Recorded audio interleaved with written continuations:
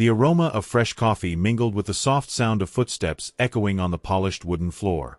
The office was immaculate, and she ran her fingers over stacks of papers, feeling the tension in the air. The bright office lights glared, creating an artificial sense of heat. She stopped before a locked drawer, struggling to turn a rusty key. Yellowed documents revealed records of payments, crossed-out names, and dates that coincided with famous strikes. A map of the abandoned factory was pinned with a paperclip, areas marked in red. A door creaked open.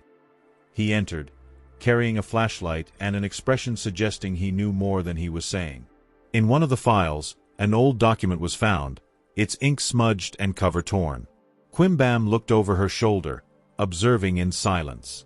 "I didn't know this was here," he murmured. "Who else knows?" Meiji turned, noticing his rapid breathing. The paper mentioned a project called Phoenix, with production calculations and a list of missing employees. She pointed to a symbol in the lower corner, a circle bisected by a wavy line. "That's not a common logo," he murmured. She tucked the document into her bag, determined to follow the coordinates scribbled on the margin. The factory emerged from the fog like a steel skeleton. They crossed the rusted gate. The wind carried the smell of oil and rust. In the main hall, machines covered in tarps looked like slumbering entities. He illuminated a wall covered in graffiti. "They didn't hear us," read a faded phrase. On the second floor, a locked room held out until Meiji forced the lock. Inside, a metal file contained medical records with unusual diagnoses: chronic exposure syndrome, neurological anomalies. She flipped through a 1972 report where a doctor warned about experimental substances. A shiver ran down her spine. "This explains the disappearances," she said, pointing to a list of names crossed out in red ink. The descent into the basement was slow. Metal steps groaned beneath their feet, and the air grew denser with each step. A steel door, marked with the same symbol as the document, blocked the way. She used a key found in the archive room, and the door hissed open. Fluorescent lights flickered, revealing a room filled with obsolete equipment: analog monitors, broken test tubes, a dusty generator. She approached a central table where a leather notebook lay open. The pages detailed experiments with metallic alloys and cognitive modifications. She read aloud, "Test 43. The subject showed a 300% increase in processing capacity, but critical emotional instability." She noticed something written in the margin: "They can't control what they don't understand." A distant explosion shook the building. They rushed back to the ground floor, but the exit was blocked by debris. Red lights flickered in the corridors, and an old siren began to wail. She pulled her into a side passage where an emergency door groaned under pressure. On the other side, they found a room with an intact control panel.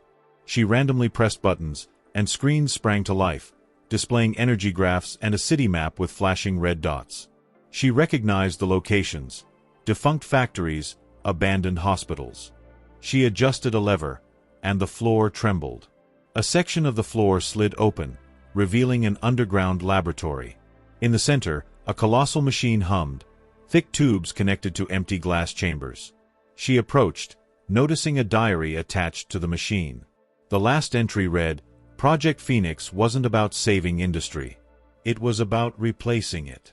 The diary, signed by Dr. Geroldo Boom in 1975, continued, "The volunteers didn't understand the cost. We replaced cells with circuits, but the pain remained." She touched one of the broken test tubes, her fingers stained with a silvery residue. A metallic clang echoed above them, like footsteps on the upper floor. She switched off her flashlight, and they stood motionless, listening to muffled voices. "They're ransacking the office," she whispered. She agreed, remembering the map in the drawer. There was a blue tunnel marked, leading out of the basement. In the adjacent corridor, they found a reinforced door with a rusted numerical keypad. She entered the sequence from the 1972 document. 1975. The door groaned, opening to a narrow passage. The air was colder, and the walls exuded a sweet, chemical smell. She covered her nose with her sleeve.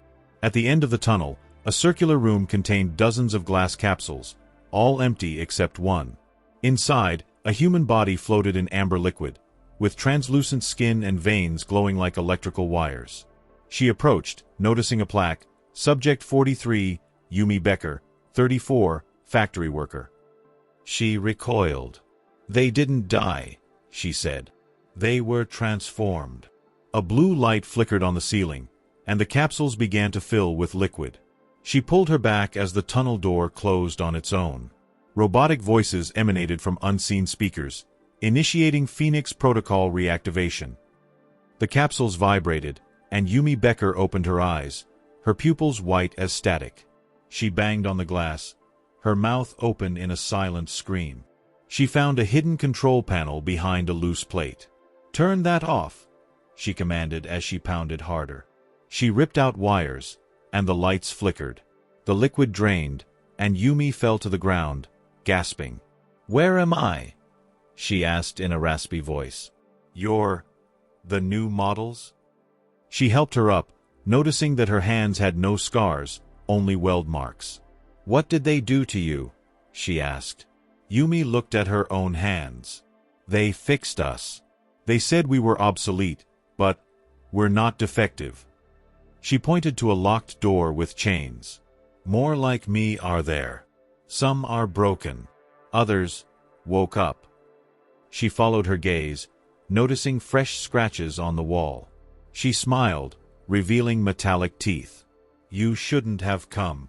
A crash shook the room, and water began to leak from the ceiling. She grabbed her. "The factory is collapsing." She ran to the opposite door, laughing. "He's coming," she shouted. "Phoenix will be reborn." They fled through the tunnel, the water rising rapidly. They found a service staircase blocked by debris. He climbed, pulling her up. On the ground floor, they saw red lights flashing through the windows. Police cars surrounded the factory. They heard crackling radios, voices ordering them to leave. She grabbed Boom's diary. "We can't leave this behind." He appeared behind them, his skin glowing in the dark. "You don't understand," he said, extending a hand. "He will remake everything." She hesitated, but he pulled her towards the exit. Outside, they were surrounded by police officers. A man in a black suit approached, displaying a badge. "Federal agents. The Phoenix Project document is secure." She looked at the factory, now illuminated by spotlights. He stood at the door, watching before disappearing into the darkness. Agent Revis pressed the diary against his chest, looking at her with a mixture of relief and suspicion. "The project was shut down decades ago," he said, but his voice trembled at the sight of the pages stained with silvery liquid. She kept her eyes fixed on the factory, where blue lights now pulsed in the basement. "What happened down there?" Revis asked, but she didn't answer. She noticed a black car parked in the distance, with government plates. "You need to come with us," he insisted, but suddenly appeared behind him, his skin glowing under the streetlights. "You can't hide forever," he whispered, and faded away. The factory exploded in a blue fireball, throwing debris into the air. They were knocked down by the shock wave. When the dust settled, he was gone, and the agent's car was charred. She was on the ground, breathing heavily, the diary intact beneath her body. She picked it up, flipping through to the last page. "Phoenix does not die. It adapts." She pointed to the horizon, where other abandoned factories began to glow. "She wasn't alone," she said. She felt something in her coat pocket, an old USB drive with the same project symbol. At the station, she plugged the USB into an old computer. Video files showed workers being led underground, volunteers smiling before entering the capsules. A 1983 video showed a man in a white room, connected to wires, repeating, "I am the next phase. I am efficiency." She watched in silence as she found an encrypted file, Hybrid's log. Revis appeared at the door, bandaged, but with the same empty expression as Yumi. "You shouldn't have seen this." She ran after him. The Detroit streets were deserted, but lights flickered in broken windows. In an alley, they found a homeless man with white eyes, holding a family photo. "They promised work," he murmured, showing metallic scars on his neck.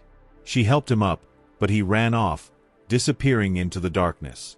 She turned on her phone and saw news reports about explosions at other factories. "It's not an accident," she said. "It's a rebirth." By the abandoned sweets shop near the river, she waited. Her skin was now completely translucent, veins glowing like circuits. "You have the diary and the USB," she said. "But Phoenix is everywhere." She showed him the 1983 video of the man. She smiled. "He was my father."